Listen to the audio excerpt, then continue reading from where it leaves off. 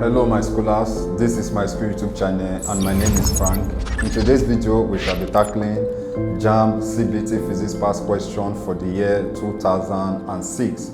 Please relax, do not go anywhere, and we'll be right back.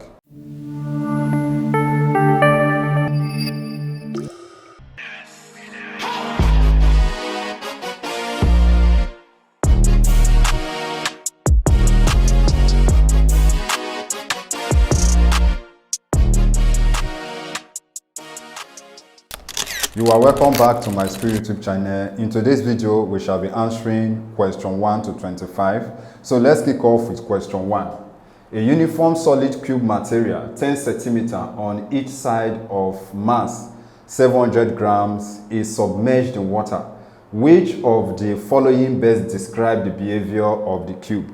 So in order for us to be able to describe the behavior of the cube, we will first of all calculate for the density of the cube. So let's move over to the board to provide answer to this question. So in this question, we are told that the cube, okay, remember that the volume of a cube, first of all, we know that the volume of a cube is n raised to power 3, okay? And we are told that the length of the side of the cube is 10 centimeters. So in this case, we'll be having 10 raised to power 3, and that will be equals to 1000 centimeter cube.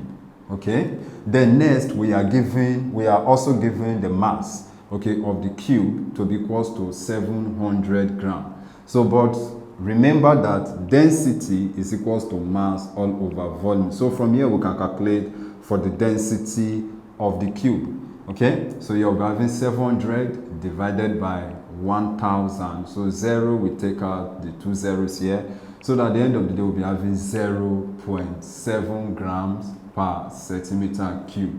Okay, so now that we know the density of the cube to be equals to 0.7 gram per centimeter cube, remember that the density of water in gram per centimeter cube is equals to 1. Okay, density of water, let's put it here, density of water is 1 gram per centimeter cube. So if you check very well, you find out that the density of the cube is less than the density of water. So in this case, the cube is going to float in the water. Now, remember that the less dense substance always float in the denser substance. Okay, so in this case, the cube is going to float in the water. So let's return back to the screen to pick the correct answer to this question. So option A, the cube will melt after a period of time. No. B, the cube will float.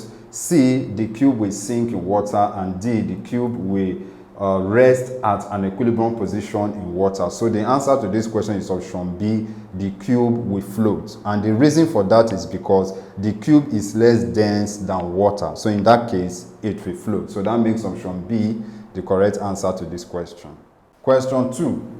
At low humidity in an environment, the human skin is usually A, damp and rough, B, damp and smooth, C, dry and rough, D, dry and smooth. So when we say low humidity, we're actually saying that the amount of water vapor in the atmosphere, okay, or in that environment is low, okay? And when the amount of water vapor in the air is low, the rate of evaporation is high, resulting in dryness and roughness of the human skin. So that makes option C the correct answer to this question. The human skin is usually dry and rough at low humidity in an environment.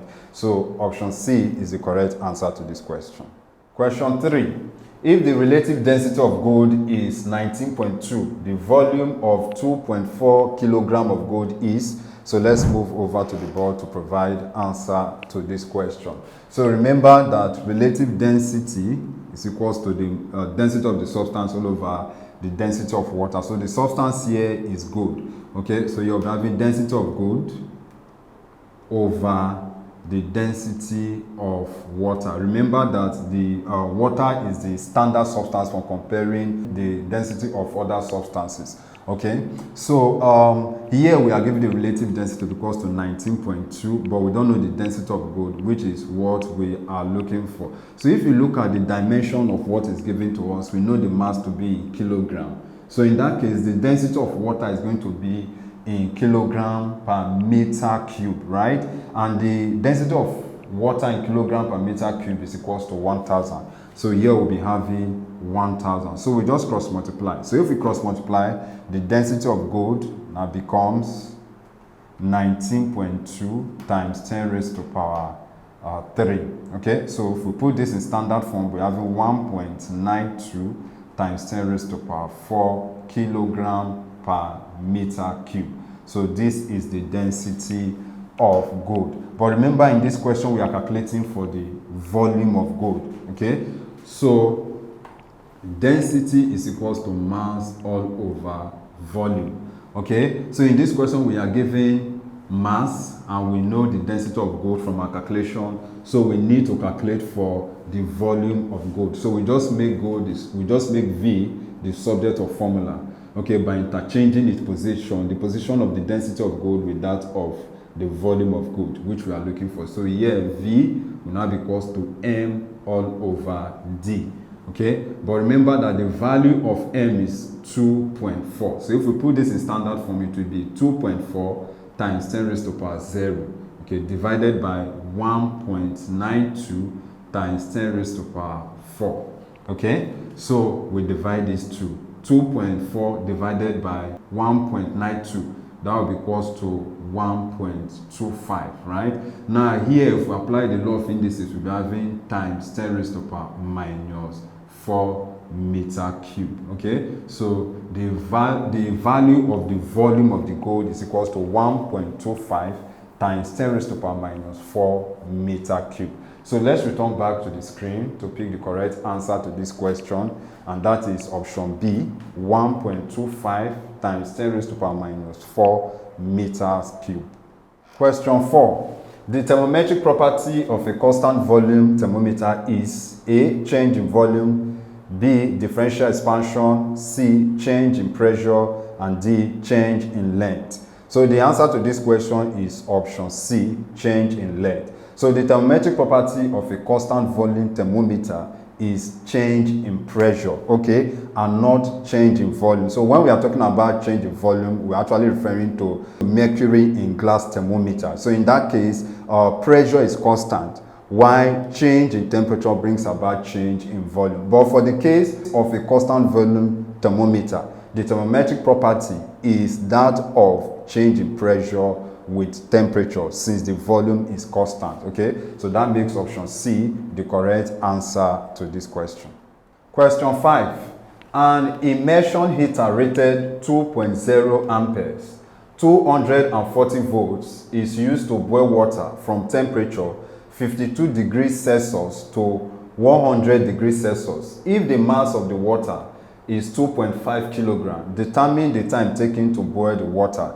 Then here we are given the specific heat capacity of water to be equals to 4.2 times 10 raised to power 3 joules per kilogram per Kelvin. So let's move over to the board to provide answer to this question. Now you must not forget that electrical heat H is given as IVT. Okay, where I stands for current, V stands for voltage, and T stands for time. Okay, and this will be equals to MC, then change in temperature, which is the heat that actually brought about, or the source that produced the heat that was used in heating the water. Okay, so let's put in the values that are given to us. So current is given to us equals to 2 amperes, then times voltage is 240 volts, then times time, which is what we are looking for, we don't know. Now remember, the mass of water is given to us to be equals to 2.5 kilograms, then times the specific heat capacity of water, which is 4.2 times 10 raised to power 3, then times the change in temperature, okay, which is 100 minus 52 degrees Celsius, right? So if we multiply this together, which is 2 times 240, we'll be having 480 T to be equals to, okay, so let us leave this part. We'll be having 2.5 times 4.2 times 10 raised to power 3, then times 48. Okay, 100 minus 52 will be equals to 48. Now, since we are looking for the value of T, we have to divide both sides by the coefficient of T, which is 480. So T will be equals to 2.5 times 4.2 times 4.2 times 10 raised to power 3 times 48, then divided by 480. So this 0, we take out 1 0 from here. So that means we now have 2 0 left here, right? So this 48, we take out this 48. So that T now becomes 2.5 times, of course, this is 10 raised to power 2, and 10 raised to power 2 is 100. So here we are basically having 4.2 times 100. That will be equals to 420. Okay, so 2.5 times 420, that will be equals to 1050 seconds. Okay, so this is standard form will be equals to 1.05 times 10 raised to power 3 seconds. Okay, because we're moving from our right to our left, so our power is going to be positive. So if I move from here 1, 2, 3, so we're having 1.05 times 10 raised to power 3 seconds. Okay, so the time it will take is equals to 1.05 times 10 raised to power 3 seconds. So let's return back to the screen to pick the correct answer to this question, and that is option A, 1.05 times 10 raised to power 3 seconds. Question 6. The Thermos flask is designed to A. Prevent heat loss or gain by conduction, convection, and radiation. B. Store hot tea or water. C. Prevent heat gain by conduction, convection, and radiation. D. Prevent heat loss by conduction, convection, and radiation. So the answer to this question is option A. Prevent heat loss or gain by conduction, convection, and radiation. So the Thermos flask is designed to prevent heat loss or gain by conduction, convection, and radiation. This means it effectively keeps hot liquid hot or cold liquid cold by minimizing the 3 forms of heat transfer. So that makes option A the correct answer to this question. Question 7. What is likely to happen if the glass of a thermometer expands more upon heating than the liquid inside? A. The glass will break. B. The glass will shrink. C. The liquid will rise up in the stem. D. The liquid will go down in the stem. So the answer to this question is option D. The liquid will go down in the stem, and the reason for that is because the greater expansion of the glass creates more space. This allows the liquid to move down instead of rising. Okay, so that makes option D the correct answer to this question. The liquid will go down in the stem instead of rising. Question 8. A drop of petrol makes a finger colder than a drop of water would because A. Petrol takes its latent heat of vaporization from the finger. B. Petrol takes its latent heat of fusion from the finger. C. Water is more viscous than petrol. D. Water has higher surface tension than petrol. So the answer to this question is option A. Petrol takes its latent heat of vaporization from the finger. So when petrol that's in contact with a surface evaporates, it absorbs heat from the surface. So if petrol is in contact with the finger, when the petrol evaporates, it's going to absorb heat from the finger, leading to a cooling effect on the finger. Okay, so that makes option A the correct answer to this question. Question 9. A cell of internal resistance R is connected to an external resistor R. The condition for maximum power transfer is the external resistance is less than the internal resistance for option A. Option B, external resistance is equal to internal resistance. Option C, external resistance is equal to twice internal resistance. Option D, external resistance is greater than internal resistance. So the answer to this question is option B. So let's move over to the board to show why we choose option B as the correct answer for this question. So remember that power is equals to I squared R, which is one of the formulas for calculating power. Okay, so from here we need to replace our I. but from E is equals to I bracket arrow plus small letter arrow, we can actually replace our I. Okay, so that I is equals to E all over R plus small letter R. Remember, these are our external and these are our internal resistance. Okay, so in place of I square here, we are going to replace it with this. So that we'll be having E over arrow plus small arrow all in bracket raised to power 2 then times arrow. So that if we open this up, we'll be having, E square all over arrow plus small letter arrow square, okay, times arrow. Okay, so but remember here we are going to take K to be equals to R all over small letter r. Of course, the essence of that is so that we can be able to prove or show that the external resistance is equal to the internal resistance. Okay, so here we make R the subject of formula so that the external resistance is equal to K small letter r, okay, the internal resistance. So anywhere we see arrow, okay, the external resistance, we are going to replace it with K arrow. So if we put it here in our power, we'll be having E square times K arrow all over K arrow plus arrow square. Okay, so this will becomes E square times K arrow all over arrow square bracket K plus 1 square. Okay, so one arrow here, we take out an arrow here, so that we'll be having E square all over arrow bracket K plus 1 in bracket square. Now remember, we still have our arrow here. Okay, so in order to be able to show that the external resistance is equal to the internal resistance, we have to differentiate the power with respect to K and equate it to 0. Okay, we have to differentiate the power with respect to K and equate it to 0. So for us to differentiate this, but you must remember that E square all over R is a constant, so we are not going to touch it. So in order for us to do that, okay, we have to apply quotient rules. So here our U will be equals to K and our V will be equals to K plus 1 in bracket square.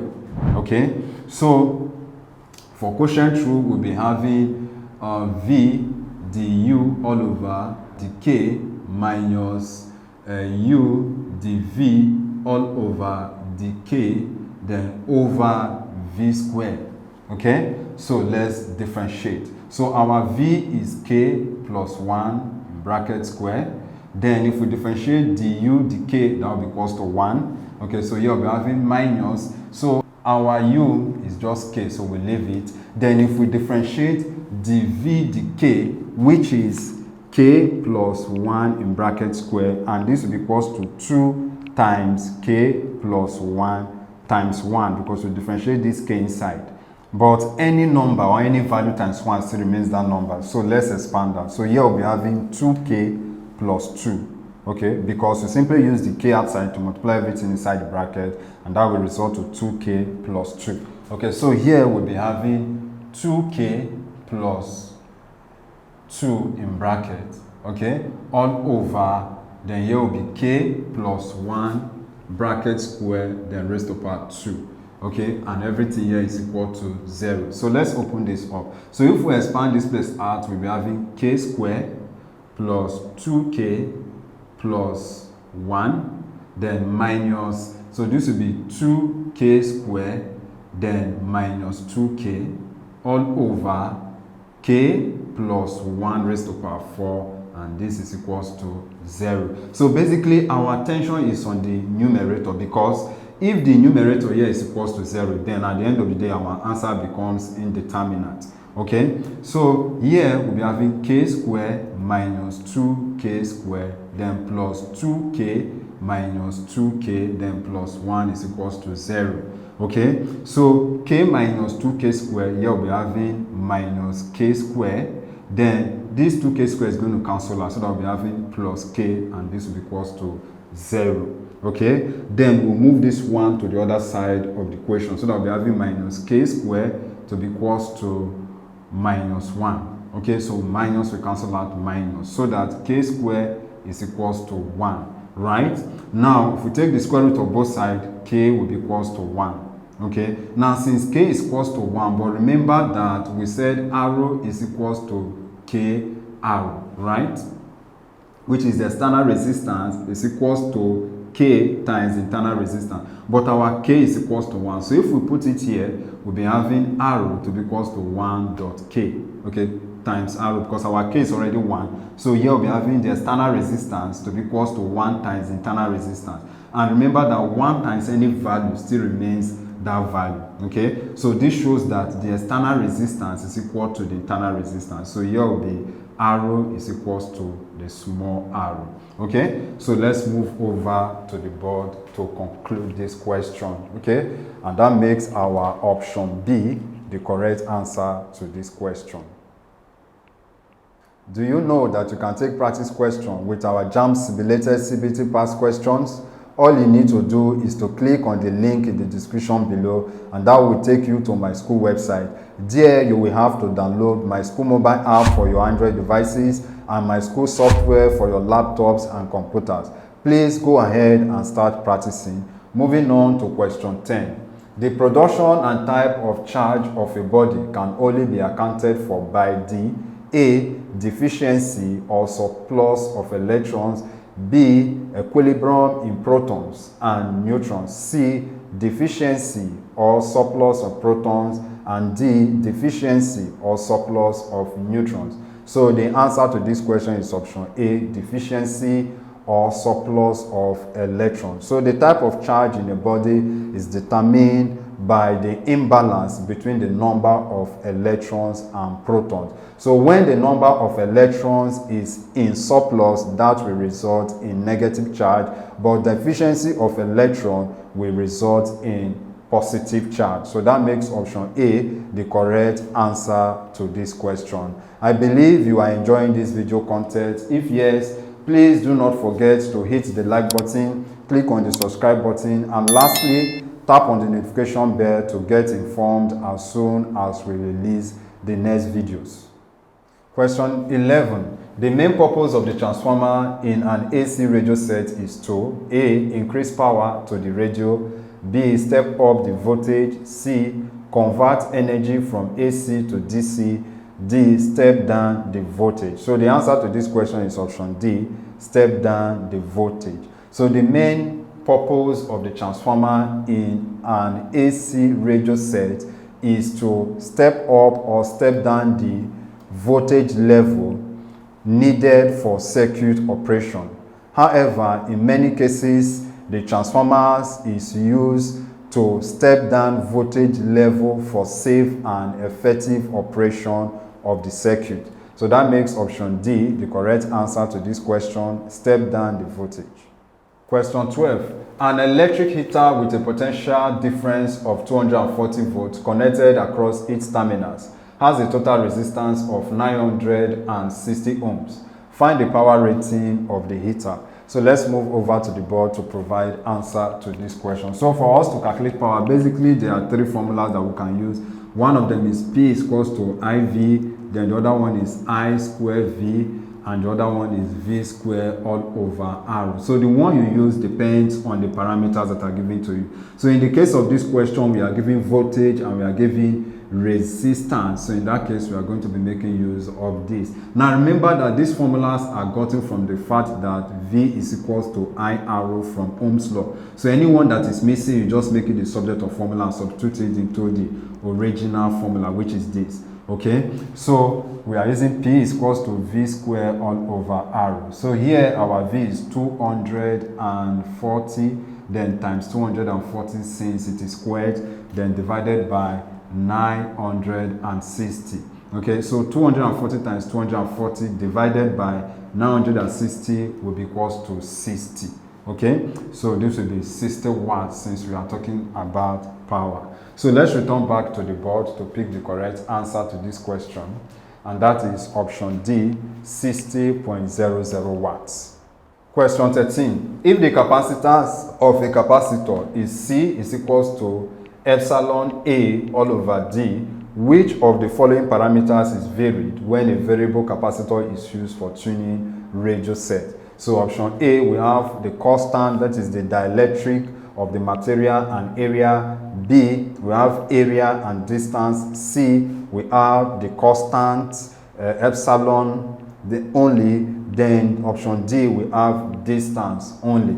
Okay, so the answer to this question is option B, the area and the distance. Okay, so if the capacitance of a capacitor is given as this, which is epsilon, then area all over D. So the parameters that can be varied when a variable capacitor is used for tuning radio sets are the area, the overlapping area of the plate, and the distance between the plate, which is A and D. Okay, so that makes option B the correct answer to this question, area and distance.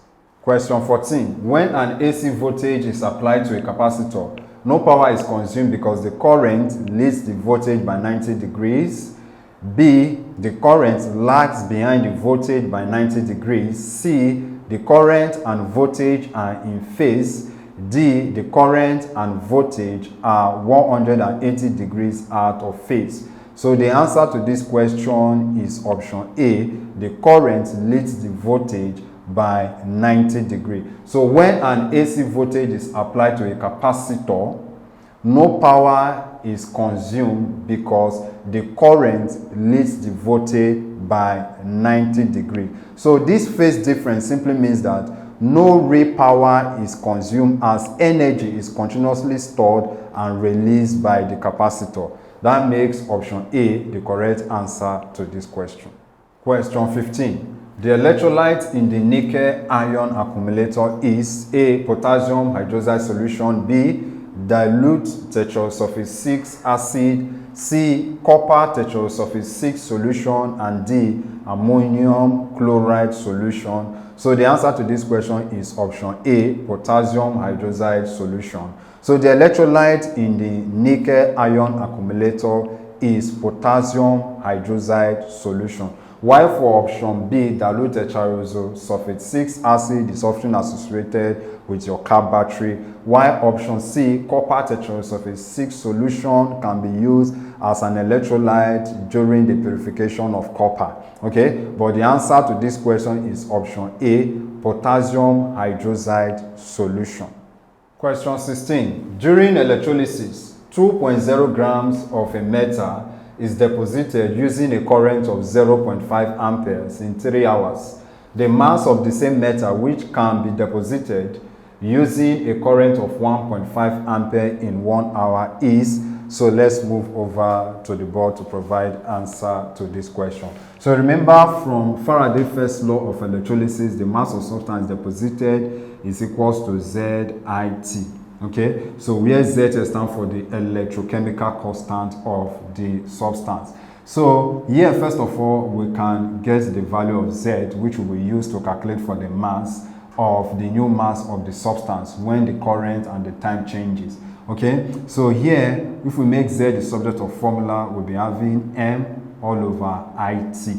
Okay, but remember that Z is equals to, now the mass given to us is 2, then over current given to us is 0.5, then times time is 3 hours, which we will have to convert to seconds. So in this case, it's going to be 3 times 3,600. Okay, so this will be equals to 2 all over. Now if we multiply 0.5 times 3 times 3,600, that will be equals to 5,400. Okay, so 2 divided by 5,400 will be equals to 0.0003737 etc. just continues. So if we put this in standard form, we'll be having 3.7 times 10 raised to the power minus 4. Okay, so in this case, it's going to be grams per Kelvin.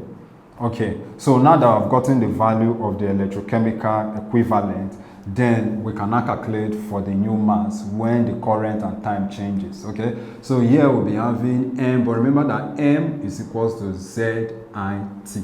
Okay, so M will now be equals to Z, which we already know to be 3.7 times 10 raised to the power minus 4, then times the new current, which is 1.5, then times 1 hour, which is 1 times 60, okay, then times 60 again, since we are converting it to seconds. So this will be equals to 1.99962 grams. Of course, this is equivalent to 2.0 grams, okay? So let's return back to the screen to pick the correct answer to this question. And that is option D, 2.0 grams. Question 17. When a certain AC supply is connected to a lamp, it lights with the same brightness as it does with a 12 volts DC battery.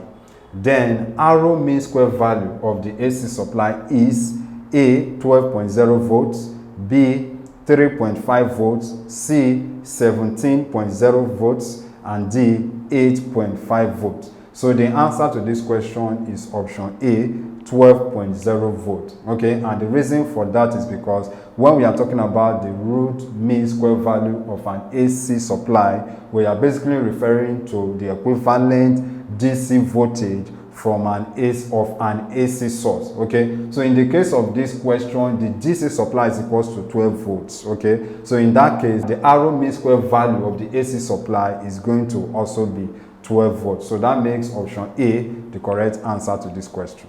Question 18. An ammeter of resistance 5 ohms has a full-scale deflection when a current of 50 milliampere flows in it. The value of the resistor required to adapt it to measure a current of 5 ampere is. So let's move over to the board to provide answer to this question. So basically here they are talking about a galvanometer that a shunt is connected to so that it can be able to measure a current of 5 ampere, right? Like a galvanometer that is being converted to an ammeter. So these are the parameters that are given to us. So we know that voltage across the ammeter will be equal to voltage across the shunt.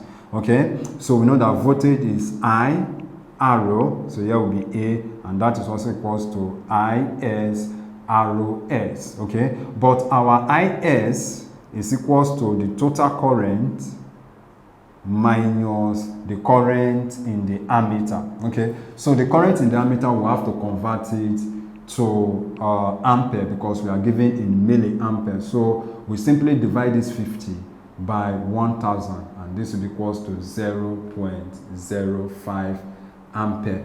Okay, so here we'll be having, so let's put this IA. So here the current across the shunt will be equals to the total 5 minus 0.05, and this will be equals to 4.95 ampere.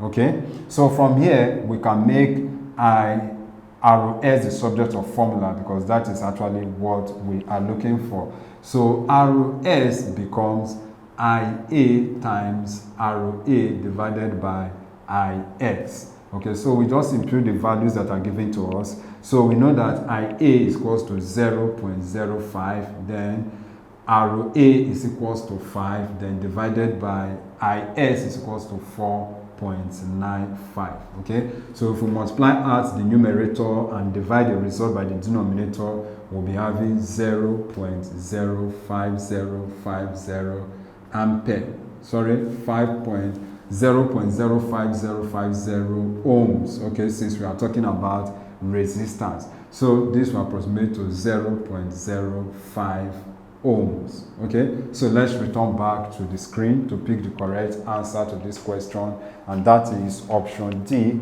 0.05 ohms. Question 19. The motion of smoke particles from a chimney is typical of A, random motion, B, circular motion, C, rotational motion, and D, oscillatory motion. So the answer to this question is random motion. The motion of smoke particles from a chimney is typically random motion. Smoke moves in a disordered and unpredictable manner, okay, with no pattern to it, and that is typical of random motion. So for option B, when we are talking about circular motion, we are talking about the motion of a particle around a circle, while we are talking about option C, rotational motion, we are talking about the motion of a particle about an axis, okay, about an axis. while for option D, you are talking about a to and fro type of motion, such as the case of a simple pendulum. But the motion of smoke particles from a chimney is typical of random motion, a type of motion which the particles move in an irregular manner, okay, with no pattern to it. That makes option A the correct answer to this question. Do you have any question to ask? If yes, please feel free to ask your question by clicking on the link in the description below, and that will take you to my school website. There you can ask all your questions, and our team of solution providers will provide solutions to all your questions within a short period of time. Moving on to question 20. In an experiment to determine terminal velocity, as the pressure increases, the viscosity of a liquid A increases, B decreases, C increases, then decreases, D remains constant. So the answer to this question is increases. And the reason for that is because under higher pressure, the molecules of a liquid are forced closer together. So this enhances the friction between them. As a result, the resistance to flow typically increases. Okay, so that makes option A the correct answer to this question. Do you have any solution or explanation to any of these questions? If yes, please kindly go to the comment section below to comment the question number and the solution you wish to share. Question 21. If the radius of the Earth is 6.4 times 10 raised to the power 6 meter, the escape velocity of a satellite from the Earth is, so here we are given acceleration due to gravity to be equal to 10 meters per second square. So let's move over to the board to provide answer to this question. So to calculate for escape velocity, we typically use this formula: VE is equals to root 2 G arrow. Okay, where arrow here, or we can use capital letter arrow, where arrow here stand for the radius of the Earth, and G here stand for acceleration due to gravity, which are the two parameters that are given to us in this question. So in this case, escape velocity will be equals to root 2 times 6.4 times 10 raised to the power 6 times 10. Okay, so VE will be equals to, so take the square roots, this will be equals to 20 times 6.4 times 10 raised to the power 6. Okay, so 20 times 6.4 times 10 raised to the power 6 will be having root 128 times 10 raised to the power 6. Okay, so we can take the square root of 10 raised to the power 6, that will be equals to 10 raised to the power 3. And here, if we take the square root of 128, we'll be having 11.313. Okay, so here we'll be having 11.313 times 10 raised to the power 3. Of course, you can actually separate it. So you can separate it like this: root 128, then times root 10 raised to the power 6. Remember that root means raised to the power 1 over 2. So 6 times 1 over 2 is going to give you 3. So that's how we arrive at this point. Okay, that's how we arrive at 3 here.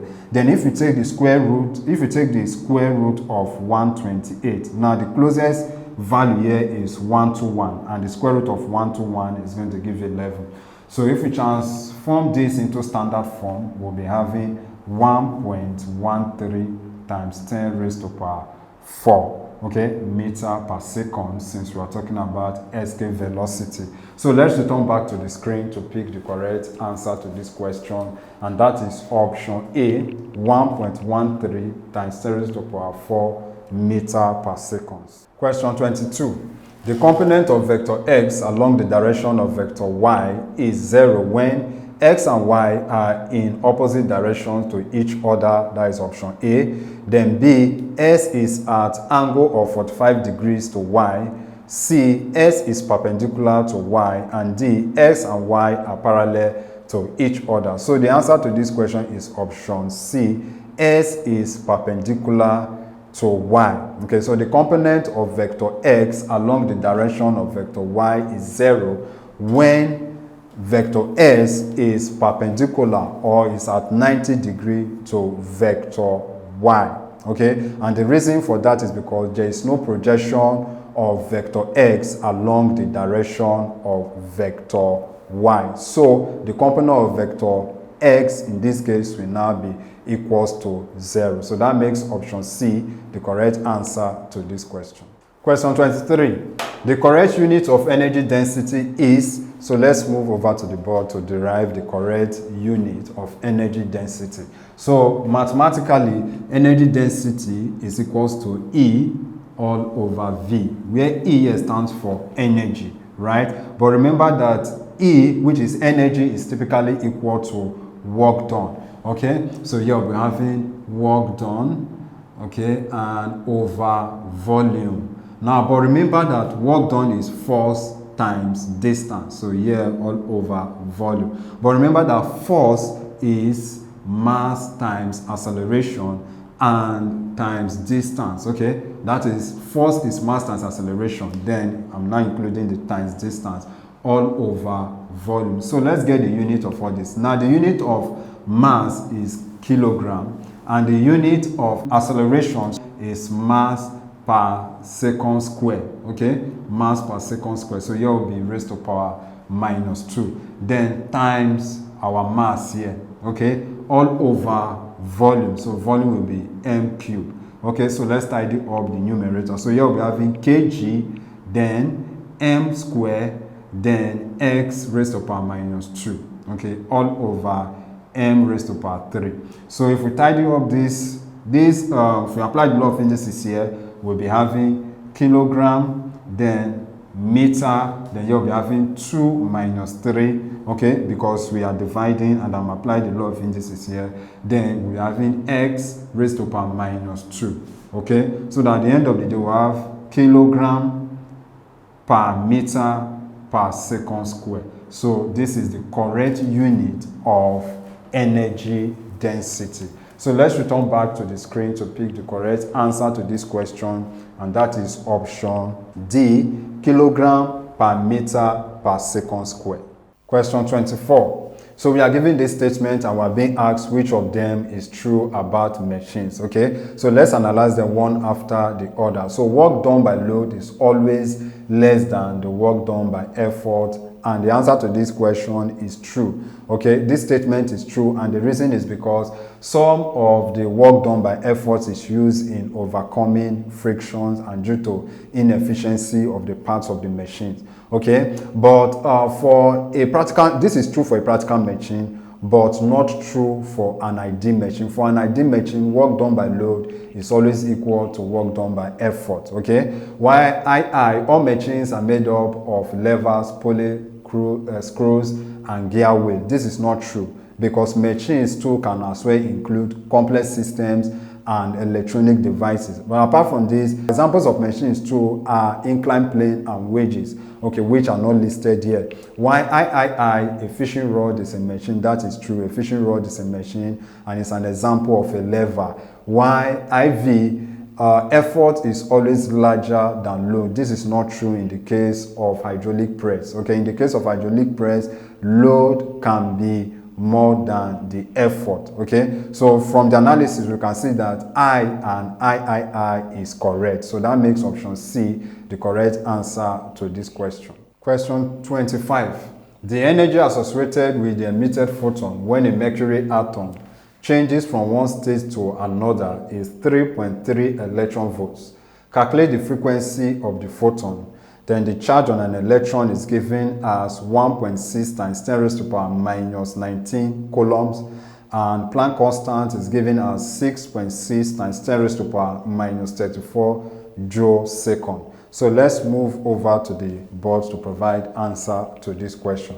Now remember that to calculate the energy of an emitted photon, we use E is equals to HF. Okay, so this depends on the parameter that is given to us. So here in this question we are given H and we know E, we are given E, so we can actually get the value of F by simply making F the subject of formula.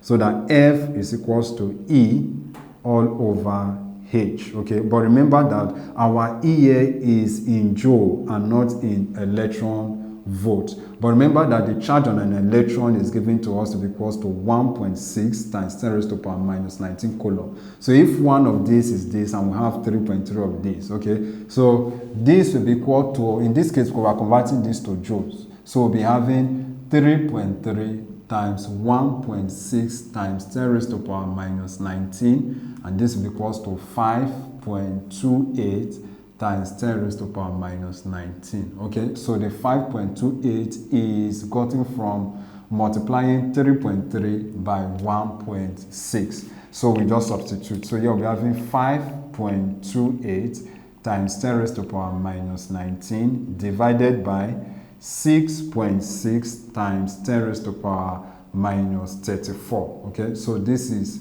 minus 34, not minus 13. So we can divide these two first. So this is 5.28 divided by 6.6, and that will be equals to 0.8, then times. Now this part we can apply the law of indices. So here we'll be having times 10 raised to the power minus 19, then minus bracket minus 34. Okay, since we are dividing, then you subtract the powers. So here we'll be having 0.8 times 10 raised to the power minus. So in this case, this here is going to turn to plus. So that will be having minus 19 plus 34, and that will be equals to plus 15. So here we'll be having 15. Okay, but remember this is not in standard form. So let's put this in standard form. So we move our decimal point one place to our right. So since we are moving from our left to our right, we are going to subtract 1 from our power. So here we'll be having 8 times 10 raised to the power 14, since we actually subtracted 1 from 15. So this will be equals to 8 times 10 raised to the power 14 hertz, since we are talking about frequency. So let's return back to the screen to pick the correct answer to this question, and that is option D, 8.0 times 10 raised to the power 14 hertz. I believe you are enjoying this video content. If yes, please do not forget to hit the like button, click on the subscribe button, and lastly, tap on the notification bell to get informed as soon as we release the next videos.